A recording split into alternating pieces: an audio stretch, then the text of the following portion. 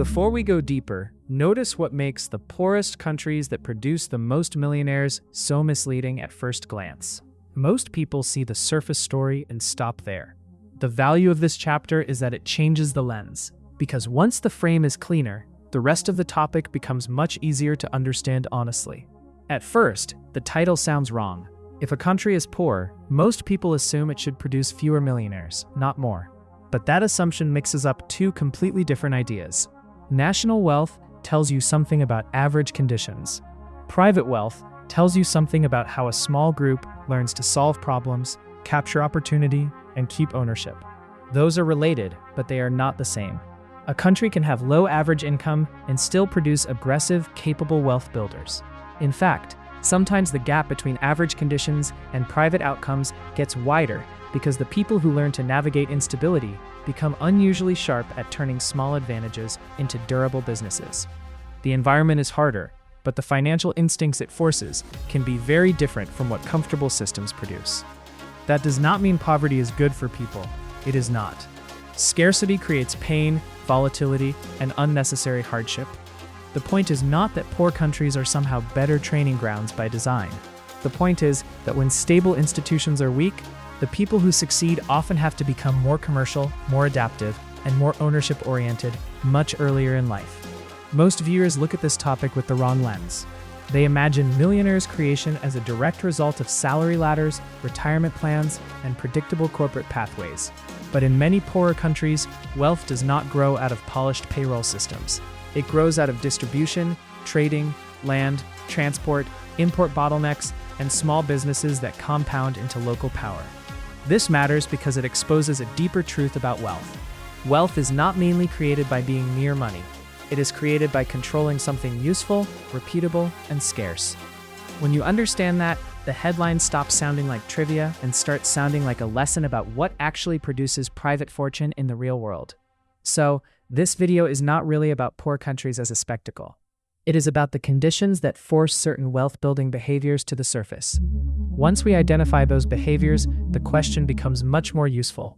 What are these people doing that comfortable earners in richer environments often fail to do? That opening distinction may sound subtle, but it is doing most of the heavy lifting. Once the frame changes, the rest of the story stops feeling random. You begin to see that what looked ordinary on the surface was already shaping the financial result underneath. Now we move from headline to mechanism. This is where the topic stops feeling like a slogan and starts behaving like a real system.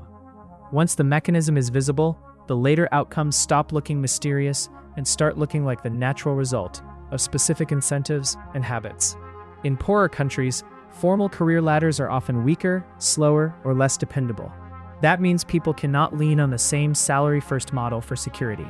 When the formal system does not offer a smooth path upward, ambitious people start looking earlier at trade, side businesses, ownership, and local inefficiencies. They do not always want to become entrepreneurs. Sometimes the environment simply leaves them fewer alternatives. That shift matters. In richer settings, many people stay employees for a long time because the system rewards specialization and stability. In harsher economies, ownership often begins earlier and at a smaller scale. A kiosk, a trucking connection, a supply relationship, a land deal, a small import business. Those starting points may look modest, but they build owner habits instead of worker dependence. Where inflation is common or the local currency feels unreliable, people learn quickly that cash is not always safety. They become more willing to move value into land, inventory, hard assets, or foreign currency exposure. That does not automatically make them wiser, but it often makes them more conscious that idle money can quietly die. That awareness can sharpen financial behavior in ways comfortable banking systems sometimes dull. In many poorer countries, family and diaspora networks matter more than formal capital markets. Money, labor, trust, and information move through relationships before they move through institutions. That can create dysfunction, but it can also create informal venture capital. One relative emigrates, another opens a shop, another handles sourcing, another manages transport. Wealth begins through coordination long before it looks polished. Necessity also changes what people notice. If margins are thin, you become sensitive to waste, price differences, bottlenecks, and demand patterns. You learn where goods are short, where timing matters, and where trust can be monetized. Comfortable consumers often move through markets passively. Strivers in harsher systems often study them more actively because their survival depends on it. That is why some poor countries produce surprisingly strong wealth builders, not because the environment is kind, but because it rewards skills that are directly tied to private fortune: ownership, distribution, negotiation, reinvestment, and adaptation. The world may call the country poor, but the best operators inside it are often learning wealth mechanics in a very raw form. Once the mechanism is visible, a lot of confusing money behavior suddenly makes sense. It stops looking like chaos and starts looking like the predictable result of time horizon, incentives, and the way people position capital under pressure. This is the point where the cost becomes real. Up to now, the idea can still sound abstract, but Chapter 3 forces the issue into ordinary life. That matters because financial damage is usually underestimated until it gets translated into trade-offs, pressure, and lost future options. One of the clearest patterns is that wealth often forms around trade before prestige. In many of these environments, the person moving useful goods reliably can outperform the person chasing status. Distribution, wholesaling, logistics, building materials, food supply, repair services, and cross-border arbitrage may not look glamorous, but they produce cash flow and control. And cash flow with ownership is where private wealth begins to separate. Property also behaves differently. In unstable systems, land is not just lifestyle. It can be storage for value, leverage for business, rental income, and social status all at once. When trust in financial institutions is limited, real assets often become the balance sheet. That makes people think about land less like decoration and more like financial infrastructure. Another pattern is that bottlenecks are profitable. Where supply chains are messy, the person who can reliably source a scarce good can build a serious business fast. That is why so many fortunes in emerging or poorer environments come from import, distribution, and access. Wealth often goes not to the person with the fanciest model, but to the person who solves a practical shortage repeatedly. There is also a behavioral difference. In places where the margin for error is smaller, successful operators often reinvest more ruthlessly. They cannot afford long seasons of performative wealth. The business needs more inventory, another vehicle, another outlet, another property, another trusted manager.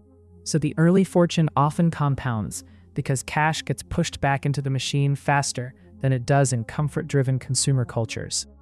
Diaspora capital matters too. People who leave often gain access to stronger currencies, wider markets, and different knowledge. When that money flows back into local real estate, distribution, construction, or retail, it can accelerate local wealth creation quickly.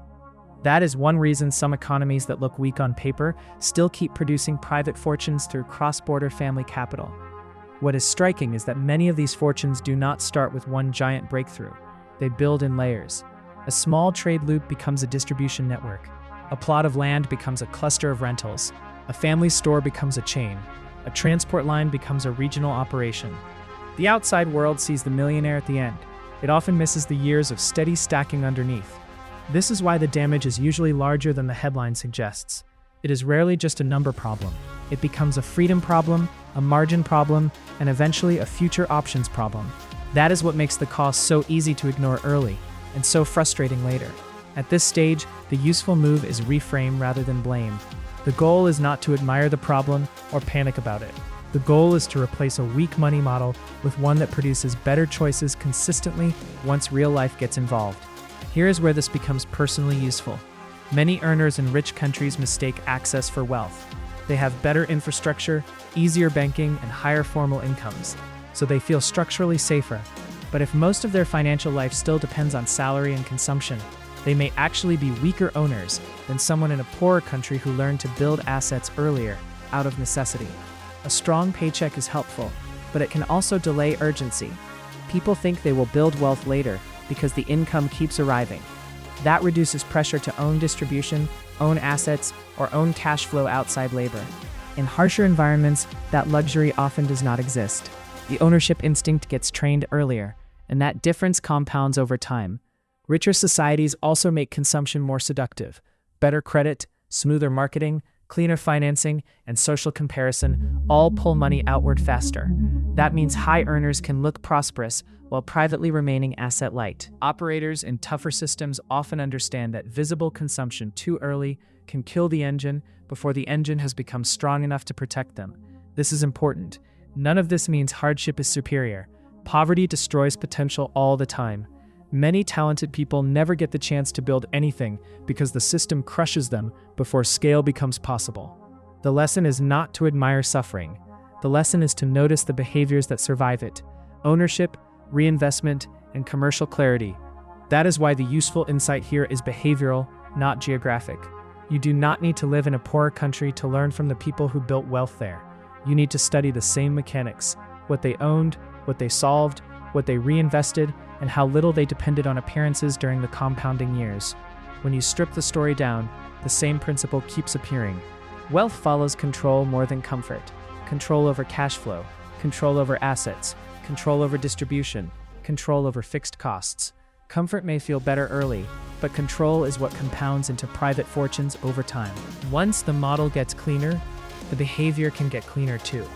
Most financial progress accelerates only after people stop asking the wrong question and start organizing money around the right one. Better framing usually arrives before better outcomes. Now the idea needs to become operational. Insight only matters if it changes what the next dollars do, what the next rule becomes, or how the system behaves the next time life gets noisy. That is where strong financial content separates itself from interesting commentary. So the first practical takeaway is to think like an owner earlier than the culture around you tells you to. Do not wait until your life feels completely sorted before you care about assets. The earlier you start building ownership instincts, the less likely you are to confuse stable income with lasting wealth. Second, study bottlenecks. The people who build wealth in hard systems usually do not chase abstract ideas first. They solve friction. They move goods faster, source what is missing, finance what is underserved, or package something ordinary in a more reliable way. Wealth often lives closer to practical bottlenecks than to fashionable trends. Third, reinvest before you perform success. That may be the hardest lesson for viewers living in polished consumer cultures. Wealth builders in difficult systems often understand that the machine matters more than the image. Vehicles, inventory, property, systems, staff, reserves, and distribution usually deserve the money before lifestyle upgrades do. Fourth, treat comfort as a risk when it makes you financially passive. The richer your environment, the easier it is to let convenience replace ownership and salary replace strategy. If you want a stronger balance sheet, you have to resist the idea that a smoother life automatically means a stronger financial structure. That is the real lesson behind this headline. Some poor countries produce impressive millionaire stories, not because poverty is magic, but because hard systems force a sharper relationship with assets, risk, and ownership. The people who win there often understand wealth as control much earlier than the rest of the world does. So ask yourself one honest question. If your salary slowed tomorrow, what parts of your financial life would still keep paying you anyway? That answer tells you how much wealth you actually have. If this changed how you think about money, subscribe. We publish 3 videos every week.